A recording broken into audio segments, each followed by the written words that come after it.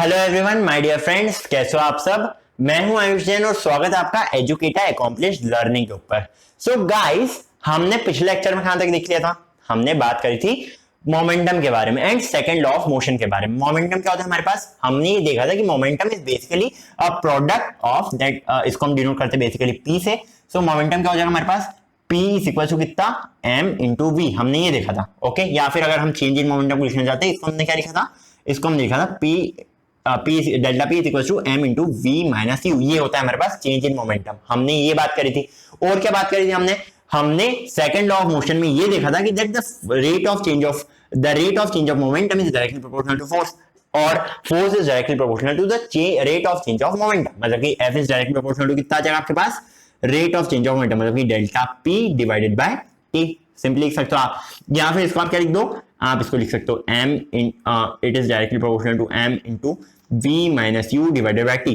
अब अगर हम इस प्रोपोर्शनलिटी के साइन को हटाना चाहते हैं, हम क्या करते हैं, हमें कांस्टेंट का मल्टीप्लिकेशन करते हैं। मतलब कि इक्वल किसको हो जाएगा, k into m into v minus u divided by t, जहां पर k जो है ये कांस्टेंट है एंड ये कांस्टेंट की जो वैल्यू है ये एक्सपेरिमेंटली फाइंड आउट करी गई थी कि ये वैल्यू क्या होती है। ये वैल्यू आती है हमारे पास 1 के इक्वल। ठीक है, इतना हमने देख लिया था। अब ये v minus u by T कहीं देखी हुई टर्म लग रही है। क्या होता है ये v minus u by t, it is basically equals to acceleration. मतलब कि ये वैल्यू क्या हो जाएगी आपके पास, ये वैल्यू हो जाएगी आपके पास एम ए। सो हमें बस इन दो फॉर्मूलाज के साथ डील करना है इस पर्टिकुलर लेसन में एंड पूरे के पूरे न्यूटन के सेकंड लॉ में भी। सो गाइस, अब हम बात करते हैं न्यूमेरिकल्स के बारे में। ये बेसिकली लेक्चर जो है न्यूमेरिकल्स के ऊपर ही होने वाला है, ओके। सो आपको बहुत सारे न्यूमेरिकल्स देने वाला हूं मैं एंड आप जल्दी से मुझे इसका सॉल्यूशन करके बताएंगे, okay. So first question right on your screen. मान लो क्वेश्चन नंबर 1 में हमें ये देख रखा है कि एक बालक था, बालक चंपक मान लो आप इसको। सो एक बालक था, बालक चंपक, ये क्या कर रहा है, ये बेसिकली बॉक्स को पुश कर रहा है, ठीक है। ये आगे की डायरेक्शन मूव करने की कोशिश कर रहा है एंड जैसे ही आगे की डायरेक्शन मूव करने की कोशिश करता है, ये मतलब एकदम ऐसे पुश नहीं कर रहा है, ये ऐसे आगे आगे लेते हुए जा रहा है इस ब्लॉक को। सो इसकी इनिशियल वेलोसिटी क्या आ रही थी हमारे पास, जब इसने पुश करना स्टार्ट करा उसी टाइम पे इसने इनिशियली वेलोसिटी इसको प्रोवाइड करी। कितनी, आप मान सकते हो 5 मीटर पर सेकंड की, ओके। एंड मान लो इस पर्टिकुलर पॉइंट पे इसकी जो वेलोसिटी हो चुकी है वो कितनी हो चुकी है, इसकी इस पर्टिकुलर पॉइंट पे इसको आप वेलोसिटी v मान सकते हो। ये फाइनल वेलोसिटी इसकी कितनी हो चुकी है, ये हो चुकी है 20 मीटर पर सेकंड। सिंपल सी वैल्यू ले लो 20 मीटर पर सेकंड। अब देखो, अब आपको क्या करना है, आपको u की वैल्यू पता है, आपको v की वैल्यू पता है। यहाँ पे इसका मास देकर हमें 5 kg, ये ब्लॉक कितने का मास का था, 5 kg का था। एंड इसको जो टाइम लगा इतनी पूरी जर्नी करने के लिए, वो कितना लगा, time is basically equals to 10 seconds, ठीक है। 10 सेकंड का उसको टाइम लग गया। अब ये डिस्टेंस कुछ भी आप मान सकते हो। सो अभी डिस्टेंस का ऐसे काम नहीं आने वाला है, सो आप इसको एज डिस्टेंस मान लो। सो गाइस, आपको इसमें क्या कैलकुलेट करना है, आपको इसमें कैलकुलेट करना है the rate of change of momentum. Momentum आपको सबसे पहले इसका rate of change of momentum calculate करना है एंड उसके बाद इसका मोमेंटम कैलकुलेट करना है। या फिर पहले मोमेंटम कैलकुलेट कर लो या फिर उसके बाद rate of change of momentum calculate कर लो। मतलब कि आपको क्या कैलकुलेट करना है, बेसिकली आपको एफ एंड पी दोनों की दोनों वैल्यूज का कैलकुलेशन करके बताना। सो एक बार आप ट्राई कर लो वीडियो को पॉज करके एंड उसके बाद मैं इसका सॉल्यूशन दे देता हूं आपको। सो गाइस, होप आपने ट्राई करा होगा एक बार अपनी ओर से एंड इसके सॉल्यूशन की ओर बढ़ते हैं। कुछ नहीं करना, सिंपल सा क्वेश्चन है। पी की वैल्यू डेल्टा पी हमने क्या देखा, delta P is basically equal to m into v minus u. मतलब कि आप क्या लिख सकते हो इसको, delta P is equal to m into v minus u. M कितना है, 5 है। वी माइनस यू कितना हो जाएगा, 20 माइनस 5 इज इक्वल टू 15। ये हो जाएगा 5 into 15। 5 into 15 is equal to कितना होता है, 15 4 जा 60, 15 5 जा 75, okay. So it is basically equal to 75 kg metre per second. Unit लिखना मत भूलना। सो इसकी यूनिट क्या होती है हमारे पास, kg मीटर पर सेकंड। अब देखो, बढ़ते हैं आगे, हमें क्या निकालना है, rate of change of momentum, जिसको हम बेसिकली फोर्स बोलते हैं, ठीक है। Rate of change of momentum इसको हम फोर्स बोलते हैं। सो अगर हम फोर्स के बारे में बात करें, फोर्स कैसे निकाल सकते हैं हम, सिंपल सा काम है, it is the rate of change of momentum, मतलब कि डेल्टा पी बाई टी।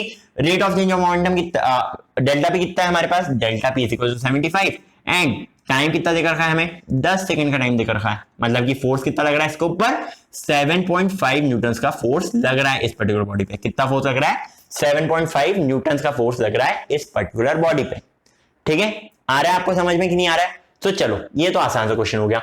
अब एक और क्वेश्चन लेते हैं। अब यार देखो, हम अब क्या कर रहे हैं, हम अब दूसरी वाली कंडीशन अगर हम ले रहे हैं, सो नेक्स्ट क्वेश्चन की ओर बढ़ रहा हूं मैं। सो गाइस क्वेश्चन नंबर 2 में हमें देकर रखा है, क्या देकर रखा है, हमें ये देकर रखा है क्वेश्चन नंबर 2 में दैट मान लो ये है एक बालक चंपक, ठीक है, ये बालक चंपक है, ये क्या कर रहा है, अब ये इस ब्लॉक को पुश कर रहा है, ठीक है, इसने पुश करा और इसने छोड़ दिया, ठीक है, इसने इस ब्लॉक को पुश करा, मान लो ये 5 किलो का ब्लॉक था एंड इसने इसको पुश करा और इसने छोड़ दिया। अब इसकी जो इनिशियल वेलोसिटी आ रही थी वो आप मान सकते हो कितनी, 1 सेकेंड, पेन शायद बंद हो गया। सो इसकी आप इनिशियल वेलोसिटी आप मान सकते हो 10 मीटर पर सेकंड की थी इसकी इनिशियल वेलोसिटी, ठीक है, उसने ए से पुश करा और छोड़ दिया उसको। अब इस पे क्या एक्ट करेगा, इस पे एक्ट करेगा एक फ्रिक्शनल फोर्स जो अपोजिट डायरेक्शन में एक्ट करता है। सो ये ब्लॉक आगे बढ़ा 10 मीटर पर सेकंड की वेलोसिटी के साथ, धीरे धीरे इसकी स्पीड कम होती जाएगी एंड फाइनली आप यहां पे देखोगे, जब आप यहां पे आके देखोगे इसकी वेलोसिटी आप मान सकते हो यहां पे इस पर्टिकुलर पॉइंट पे इसकी वेलोसिटी हो चुकी है 5 मीटर पर सेकंड एंड जब ये यहां पर पहुंचा है, ठीक है, जब ये ब्लॉक यहां पर पहुंच गया इसकी वेलोसिटी 0 हो चुकी है। बट अभी ये वाला केस कंसीडर नहीं करते, पहले ये वाला कंसीडर करते हैं। सो अगर ये ब्लॉक को हमने यहां से छोड़ा, इसकी यहां पे जाके वेलोसिटी होगी 5 मीटर पर सेकंड, इसने कितना डिस्टेंस कवर कर लिया है, डिस्टेंस बता रहा हूं मैं आपको। सो डिस्टेंस ने जो कवर अप करा है वो आ रहा है आपके पास 50 मीटर, इसने 50 मीटर का डिस्टेंस यहां पे कवर अप करा है। आपको क्या निकालना है, अगेन द सेम थिंग, आपको मोमेंटम में चेंज निकालना है एंड आपको इसके साथ साथ क्या निकालना है, आपको इसके साथ साथ इसका फोर्स निकालना है। सो गाइस एक बार आप ट्राई करो इस क्वेश्चन को एंड उसका सोल्यूशन बता दूं फिर। सो होप आप लोगों ने ट्राई करा होगा एक बार अपनी ओर से एंड इसके सॉल्यूशन की ओर बढ़ते हैं। तो यार देखो rate of change of momentum निकालना आसान, सॉरी चेंज इन मोमेंटम निकालना तो बहुत आसान होता है। क्या होता है, delta P is basically equal to क्या हो जाएगा हमारे पास, m into v minus u. m कितना है, so m into v minus u आप सिंपली इधर लिख सकते हो एंड m की वैल्यू हमें हमारे पास गिवन है कि it is basically equal to 5। v minus u क्या हो रहा है हमारे पास, देखो v इधर क्या आ रहा है 5 एंड u कितना आ रहा है 10, मतलब कि 5 इंटू 5 माइनस 10। अरे यार लेकिन ये तो नेगेटिव वैल्यू आ जाएगी, नहीं आ सकती क्या, आ सकती है। मोमेंटम क्या है, मोमेंटम एक वेक्टर क्वांटिटी है, इसकी वैल्यू नेगेटिव हो सकती है, कोई दिक्कत नहीं है। चलो भैया ले लेते हैं नेगेटिव वैल्यू, ठीक है, डायरेक्शन डिपेंड करता है। सो बिकॉज ये डायरेक्शन डिपेंड करेंगे एंड हमें दिख भी रहा है इसकी वेलोसिटी कम होती जा रही है, मतलब कि इसका एक्सीलरेशन नेगेटिव हो जाएगा, दिख ही रहा है ना, v माइनस यू नेगेटिव हो रहा है हमारे पास। सो इसकी वैल्यू हमारे पास नेगेटिव आ रही है, कितनी आ रही है, -25। Delta P is equal to -25 kg metre per second, unit का ध्यान रखना, sorry kg metre per second इसकी यूनिट हो जाएगी। अब हमें इसमें फोर्स निकालना है, करते हैं अब मुद्दे की बात। अरे यार देखो फोर्स हमने पढ़ा है या तो ये m into v minus u by t हो जाएगा, पर t इसमें नहीं है, या फिर m ए हो जाएगा, इसमें a भी नहीं दिया है हमें। अब हम क्या करेंगे, तो याद करो वो सुनहरे अफसर जब मैंने आपको पढ़ाई थी इक्वेशंस ऑफ मोशन, उनको हमें यूज करना पड़ेगा। हमें 3 वैल्यूज गिवन है, कौन कौन सी गिवन है, हमें u की वैल्यू गिवन है, u कितना गिवन है हमें, u की वैल्यू हमें 10 गिवन है, 10 मीटर पर सेकंड। सिमिलरली हमें और क्या देकर रखा है, हमें इन्हें v की वैल्यू भी देकर रखी है, v कितना आ रहा है हमारे पास, v is equal to 5 metre per second, ये भी गिवन है। साथ ही साथ और क्या दिया है, हमें डिस्टेंस भी दिया है, डिस्टेंस कितना है इसका 50 मीटर्स का। सो s को आप ले सकते हो 50 मीटर्स, निकाल सकते हो आप कुछ ना कुछ 50 मीटर्स। अब देखो v is equal to u plus a t, न्यू बन जाएगा ही नहीं पाएंगे हम, because v is equal to u plus a t में ना a है हमारे पास ना t है, दो चीजें हम फाइंड आउट नहीं कर सकते इक्वेशन के थ्रू, हटाओ इसको। s is equal to u t plus half a t square, देखो t नहीं है a नहीं है, दोनों चीजें नहीं है, सेकंड वाली भी कैंसिल, थर्ड वाली लगा सकते हैं क्या, v square equal to u square plus 2s, बिल्कुल लगा सकते हैं, इससे हम एक्सेलरेशन फाइंड आउट कर लेंगे and f is equal to m है, हमने ये देख के रखा है, so f is equal to m लगा के हम उसको सॉल्व कर लेंगे। चलो भैया तो देख लेते हैं f is equal to m लगा के। सो अगर हम इसकी बात करते हैं, हम क्या लगाएंगे, v square is equal to u square plus 2s, चलो v square is equal to u square plus 2as, मान लो हमने ये वाली इक्वेशन लगा दी। अब v की वैल्यू क्या है 5 का स्क्वायर कितना, 5 का स्क्वायर होता है 25, तो इधर मैंने 25 लिख दिया है एंड u स्क्वायर कितना हो जाएगा हमारे पास, 10 का स्क्वायर इज इक्वल टू 100, मतलब कि 25 इज इक्वल टू 100 आ जाएगा एंड प्लस 2as कितना हो रहा है, a की वैल्यू पता नहीं है, s की वैल्यू पता है, तो चलो a आ जाएगा हमारे पास। So 2 into 50 is equal to 100 into s, चलो भैया ये भी वैल्यू आ गई हमारे पास, sorry 100 into a, 100 into a, expression निकाल रहे हैं ना, इसकी वैल्यू गिवन है हमें, सो 100 इंटू a हो गया ये।